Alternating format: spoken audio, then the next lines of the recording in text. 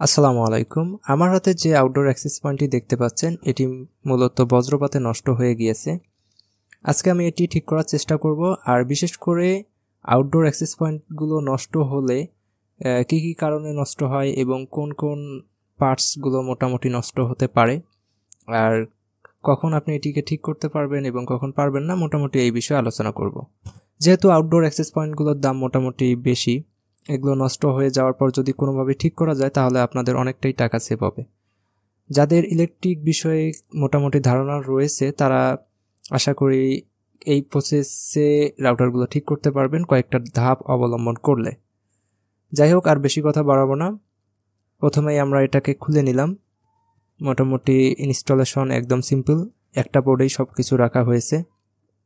এখন বিভিন্ন outdoor access point খোলার ক্ষেত্রে আপনাদের বিভিন্ন প্রসেস অ্যাপ্লাই করতে হবে। অবশ্যই আপনারা আগে থেকে ইউটিউবে একটু সার্চ করে নেবেন। এই ইউনিটটি যেটা দেখতে পাচ্ছেন এখানে ভোল্টেজ অ্যাম্প্লিফাই হয়ে এই যে প্রসেসর যে ইউনিটটি এখানে যায়। মূলত প্রসেসর ইউনিটটি 3.2 ভোল্ট প্রয়োজন, আর আমরা এখানে 18 ভোল্ট, 24 ভোল্ট, 48 ভোল্ট পিওইর মাধ্যমে সাপ্লাই করি, যেটা ধীরে ধীরে এই যে এখানে কিছু আইসি রয়েছে সেগুলো কমায় 3.2 ভোল্ট করে। আমার হাতে যে অ্যাডাপ্টারটি দেখতে পাচ্ছেন এটা হচ্ছে আলতাইসিয়নের একটি অ্যাডাপ্টার এবং পিওই কানেক্টর।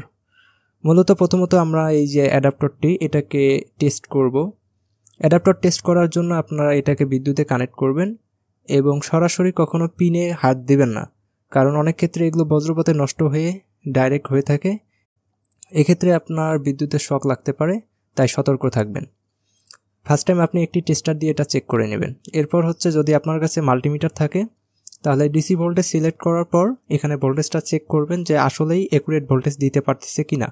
যেহেতু এটা অ্যাকুরেট ভোল্টেজ দিতেছে তার মানে আমাদের অ্যাডাপ্টার ঠিক আছে। এরপর আমরা পিওই কানেক্টরটা চেক করলাম, মোটামুটি এটাও ঠিক আছে।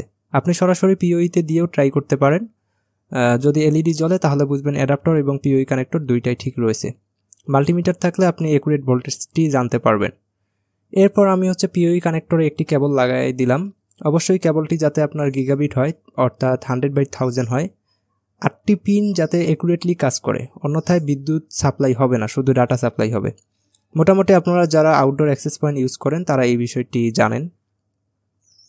এখন দেখেন যে এখানে কোনো প্রকার এলইডি ইন্ডিকেটর আসতেছে না, মানে আমাদের প্রসেসর যে ইউনিট আছে এখানে 3.2 ভোল্ট সাপ্লাই পাচ্ছে না।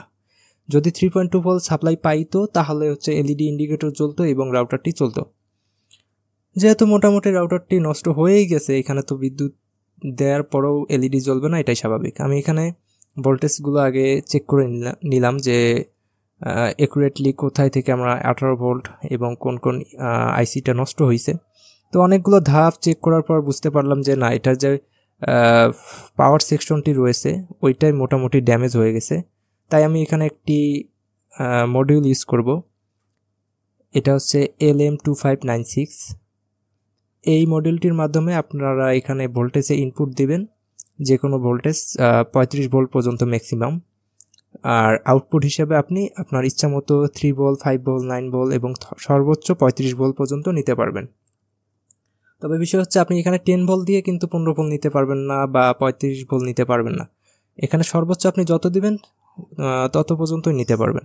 যাই হোক, আমরা এখানে যেহেতু 18 দেবো, আমাদের 3.2 ভোল্ট নেওয়ার কোনো ঝামেলা হবে না। আমি এখান থেকে গ্রাউন্ড এবং একটি পজিটিভ কানেকশন নিয়ে মডিউলে দিয়ে দিয়েছি এবং মডিউল থেকে একটি পজিটিভ কানেকশন নিয়ে 3.2 ভোল্ট যে পিন, সোর্স পিন রয়েছে এটার মাদারবোর্ডের, সেখানে দিয়ে দিয়েছি। এখানে নেগেটিভ কানেক্টিভিটি দেওয়ার প্রয়োজন নেই, বডিটি অটোমেটিক নেগেটিভভাবে সম্পূর্ণ কানেক্টেড থাকে। তাই আমাদের রাউটারটি এখন দেখেন অন হয়ে গিয়েছে। আশা করি আপনারা যারা এইরকম কাজ কিছুটা বোঝেন মোটামুটি এগুলো ঠিক করতে পারবেন। মোটামুটি আমাদের রাউটারটি ওকে। আজকে এই পর্যন্ত। ভালো থাকবেন, সুস্থ থাকবেন। ভিডিওটি ভালো লাগলে অবশ্যই লাইক, কমেন্ট, শেয়ার এবং সাবস্ক্রাইব করে পাশেই থাকবেন যাতে এরকম নিত্য নতুন ভিডিও সবার আগে পেয়ে যান।